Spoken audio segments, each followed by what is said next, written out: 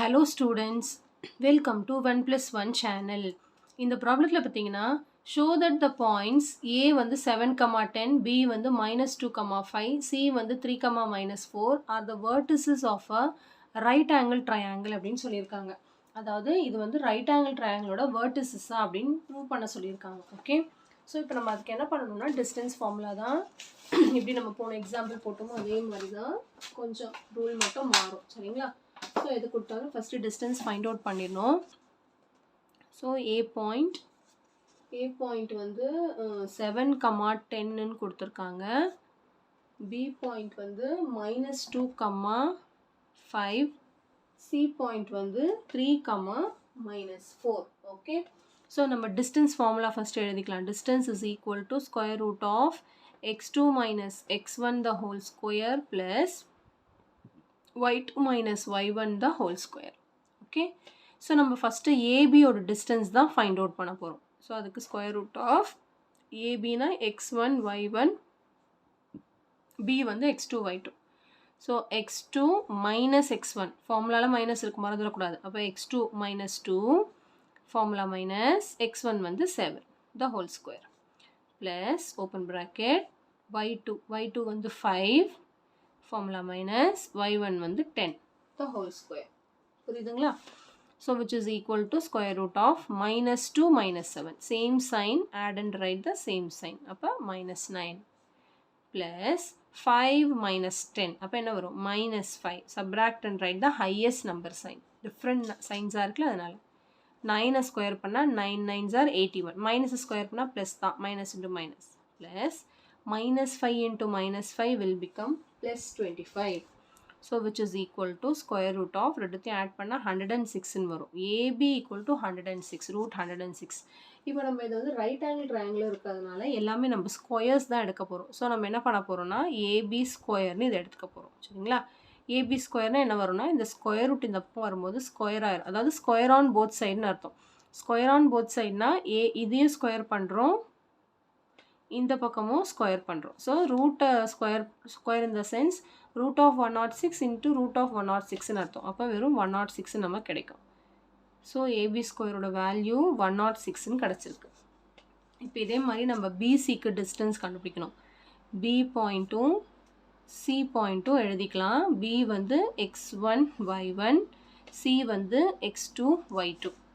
So PC find out பண்ண போகிறேன். Square root of x2 minus x1. அப்போ 3 formula minus, இங்கேயும் ஒரு மைனஸ் இருக்குது. அப்போ இந்த ரெண்டு மைனஸ் சேர்ந்து ப்ளஸ் ஆயிரும். 3 + 2 the whole square plus y2 minus y1. அப்போ -4 ஃபார்முலா மைனஸ் 5. இது வந்து ஃபார்முலாவில் இருக்க மைனஸ், இங்கேயும் மைனஸ் இருக்குது, ஃபார்முலா மைனஸ் சேர்ந்து ப்ளஸ் ஆயிரும். சரிங்களா? which is equal to square root of 3 + 2 வந்து 5 ஸ்கொயர் ப்ளஸ் -4 - 5. அப்போ same sign, add and write the same sign. அப்போ -9 the whole square. 5 ஸ்கொயர் பண்ணால் 5 5s are 25, 9 ஸ்கொயர் பண்ணால் 9 9s are 81. ஸோ ரெண்டுத்தையும் ஆட் பண்ணும்போது 106ன்னு கிடைக்கும். 106. இங்கேயும் அதே மாதிரி தான். பிசி 106னா பிசி ஸ்கொயர் வந்து வெறும் 106ன்னு கிடைக்கும். பிசி வந்து ரூட் 106. அப்போ ஸ்கொயர் ரூட் இந்த பக்கம் வரும்போது ஸ்கொயர் ஆயிரும். எப்படி ஸ்கொயர் அந்த பக்கம் போகும்போது ஸ்கொயர் ரூட் ஆகுதுல்ல, அந்த மாதிரி ஸ்கொயர் ரூட் இந்த பக்கம் வரும்போது ஸ்கொயர் ஆயிரும். ஸ்கொயர் ஆகும்போது 106ன்னு கிடைக்கும். ஸோ இதே மாதிரி அடுத்து நம்ம வந்து சிஏ கண்டுபிடிக்கணும். ஸோ சிஏ ஃபைண்ட் அவுட் பண்ண போகிறோம். சிங்கிற பாயிண்ட் வந்து 3, -4. ஏங்கிற பாயிண்ட் வந்து 7, 10. சரிங்களா? ஸோ இப்போ x1 y1, x2 y2. So CA find out பண்ண போகிறோம்.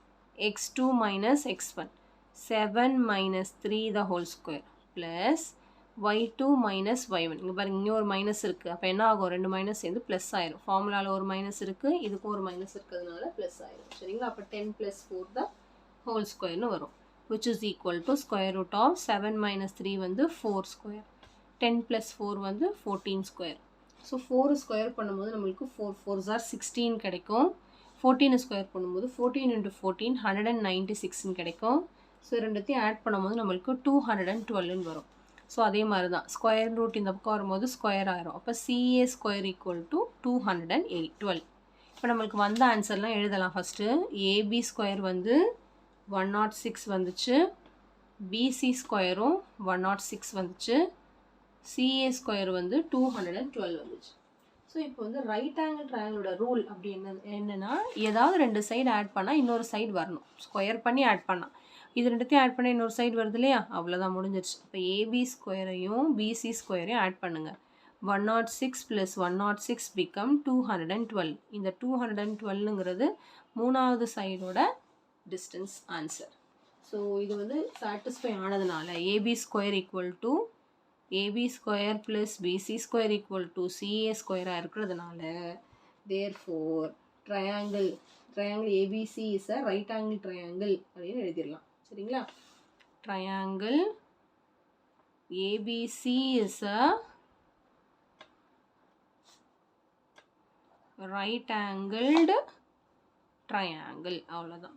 அடுத்து இன்னொன்று வந்து ரைட் ஆங்கிள் அட் பி அப்படின்னு எழுதியிருக்காங்க. அதெல்லாம் தேவை கிடையாது. ஓகேவா? ஏன் அப்படி எழுதியிருக்காங்கன்னா இந்த எந்த ரெண்டுத்தையும் ஆட் பண்ணால் நம்மளுக்கு வந்து இன்னொரு மூணாவது சைடு வந்துருக்கு இல்லையா, அந்த ரெண்டுத்தையும் ஆட் பண்ணும்போது இருக்க காமன் வேர்டெக்ஸ் அதுதான் என்னது ரைட் ஆங்கிள்னு அர்த்தம். 90 டிகிரி அது ஃபார்ம் பண்ணுதுன்னு அர்த்தம். அதெல்லாம் தேவையில்லை, ஜஸ்ட் இப்படி எழுதுனா போதும். சரிங்களா? ஸோ சம் ஈஸியாக அண்டர்ஸ்டாண்ட் ஆகிருக்கும்னு நினைக்கிறேன் உங்களுக்கு. ரொம்ப சிம்பிள் கான்செப்ட் தான். டிஸ்டன்ஸ் ஃபார்முலா யூஸ் பண்ணி நம்ம ஒர்க் அவுட் பண்ணுறோம். இப்போ எங்கள் புக்கில் வந்து நான் சிஏன்னு போட்டிருக்கேன், உங்களுக்கு ஏசின்னு போட்டிருக்காங்க. ஸோ அதனால் ஆன்சர்லாம் ஒன்றும் மாறாது, எப்படி வேணாலும் கண்டுபிடிச்சிக்கலாம். சரிங்களா? அதனால் வந்து ஒன்றும் அஃபெக்ட் ஆகாது. ஏசியாக இருந்தாலும் சரி, சிஏவாக இருந்தாலும் சரி, டிஸ்டன்ஸ் கண்டுபிடிக்கும் போது ஸ்கொயர் ரூட் எடுக்கும்போது அது எல்லாமே நெகட்டிவாக இருந்தாலும் பாசிட்டிவாக ஆயிரும். அதனால் ஒன்றும் பெரிய டிஃப்ரென்ஸ்லாம் இருக்காது. சரிங்களா? ஸோ அதே சேம் ஆன்சர் தான் நம்மளுக்கு கிடைக்கும். ஸோ கண்டிப்பாக வந்து ஒர்க் அவுட் பண்ணி பாருங்கள். சம் வந்து போட்டு பார்த்தா மட்டும்தான் உங்களுக்கு வந்து ஈஸியாக நீங்கள் ஃபீல் பண்ணுவீங்க. இல்லைனா வந்து ரொம்ப கஷ்டமாக ஃபீல் பண்ணுவீங்க. புக்கை வச்சு தயவுசெய்து டேர்ன் பண்ணி பார்க்காதீங்க. ரஃப் நோட்டு பென் இருக்கணும். மேக்ஸ் படிக்கணும்னாலே ரஃப் நோட்டு பென் இருக்கணும் கையில். ஒர்க் அவுட் பண்ணி தான் மேக்ஸ் எக்ஸாமுக்கு படிக்கணும். சில பேர் புக்கை புரட்டி பார்த்துக்கிட்டே இருப்பாங்க, கிளாஸ் ஒர்க்ஸை டேர்ன் பண்ணி பார்த்துக்கிட்டே இருப்பாங்க. அந்த மாதிரி பண்ணாதீங்க. ஒர்க் அவுட் பண்ணி பாருங்கள். அப்போனா மட்டும்தான் உங்களுக்கு எவ்வளோ நீங்கள் மேக்ஸை வந்து ஒர்க் அவுட் பண்ணுறீங்களோ, போட்டு பார்க்குறீங்களோ, அப்போ தான் உங்களுக்கு எக்ஸாமில் வந்து சீக்கிரமாக முடிப்பீங்க. ஓகே? ஸோ கண்டிப்பாக இந்த சம் நல்லா உங்களுக்கு கிளியராக அண்டர்ஸ்டாண்ட் ஆகிருக்கும்னு நினைக்கிறேன். So thank you so much for வாட்சிங் ஸ்டூடெண்ட்ஸ். Bye bye.